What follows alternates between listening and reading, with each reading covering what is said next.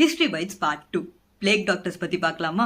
17th century யூரோப்பில் plague disease out break இருந்துச்சு. அப்போ பிளேக் டிசீஸோட ஃபேமஸ் ஆனதுன்னா பிளேக் டாக்டர்ஸோட காஸ்டியூம் தான். அப்போ ஃபேமஸாக இருந்த ஃபிசிஷியன் சார்ல்ஸ் டிலார்மே. அவர் எவ்வளோ ஃபேமஸ்னா அப்போ இருந்த கிங்குக்கே அவர் தான் வந்துட்டு ட்ரீட்மெண்ட் பண்ணார். ஸோ அவர் இன்ட்ரடியூஸ் பண்ணது தான் இந்த ஒரு காஸ்டியூம். இந்த காஸ்டியூமில் என்ன இருக்குன்னா, ஒரு கோட் இருக்கும், அது be covered by scented packs. Next வந்துட்டு ப்ரீச்சஸ் வந்துட்டு பூட்ஸ் வரைக்கும் லென்த்தன் பண்ணியிருந்தாங்க. அதுக்கப்புறம் ஷர்ட்ஸ் டக்கின் பண்ணியிருந்தாங்க.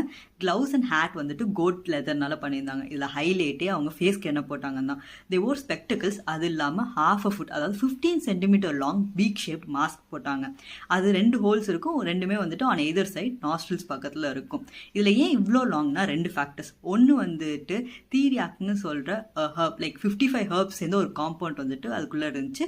ப்ளஸ் ஏன் இவ்வளோ லாங்னா, அவங்க கண்டாமினேட்டட் ஹேர் வெளியே இருக்கனால அவங்க இன்னேல் பண்ணும்போது இந்த ஹர்ப்ஸோடு சேர்ந்து அது பியூரிஃபை ஆகி அவங்க வந்துட்டு உள்ளே ப்ரீத் இன் பண்ணுவாங்கன்ற ஒரு பிலீஃப் இருந்துச்சு.